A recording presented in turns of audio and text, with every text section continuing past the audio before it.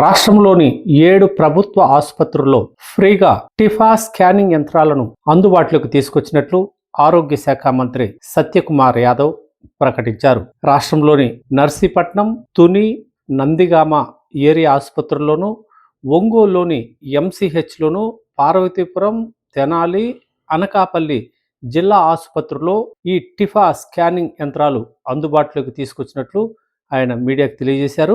జనవరి 1 నుంచి ఈ ఉచిత సేవలు ప్రారంభం కానున్నట్లు ఆయన వివరించారు. ఈ స్కానింగ్ యంత్రం వల్ల 18 నుంచి 22 వారాల గర్భస్థ శిశువు లోపాలను కనుగొనేందుకు అవకాశం కలుగుతుందని ఆయన తెలిపారు. గర్భిణులకు ఈ యంత్రం ద్వారా ఉచిత సేవలు అందజేయబడతాయని, సుమారు 4,000 రూపాయల వరకు దీనివల్ల వారికి ఆదా అవుతుందని మంత్రి తెలియజేశారు. ఒకసారి మంత్రి గారి పర్యటనను మనం పరిశీలిస్తే, పెద్ద ఎత్తున పుట్టుకొచ్చిన స్కానింగ్ కేంద్రాలు మహిళలను, ముఖ్యంగా గర్భవతులను స్కానింగ్ పేరుతో పెద్ద ఎత్తున దోచేసుకుంటున్నాయనే చెప్పాలి. ఏ స్కానింగ్ సెంటర్కి వెళ్ళినా క్యూలు దర్శనమిస్తున్నాయి. సకాలంలో వారికి స్కానింగ్ చేసేదానికి కూడా అవకాశం లేని పరిస్థితి. ముందస్తు అపాయింట్మెంట్ ఉంటే తప్ప స్కానింగ్ చేయడం లేదు.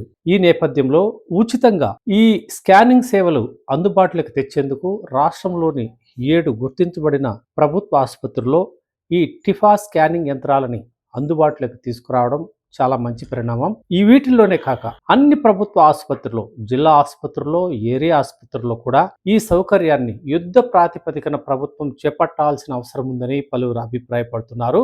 ఇది ముఖ్యంగా మహిళలకి చాలా అత్యవసరమైన వ్యవహారంగా ప్రభుత్వం గుర్తించాలని ప్రజలు కోరుతున్నారు. ఏ స్కానింగ్ సెంటర్ చూసినా కిటకిటలాడిపోయే పరిస్థితి. 1-2 సార్లు స్కానింగ్ పేరుతో గర్భవతులకైతే ప్రతి నెల క్రమం తప్పకుండా వచ్చి స్కానింగ్ చేసుకునేలా కొన్ని ఆసుపత్రులు నిర్దేశించిన మేరకు వారు స్కానింగ్ చేయించుకోవాల్సిన అవసరం ఏర్పడింది.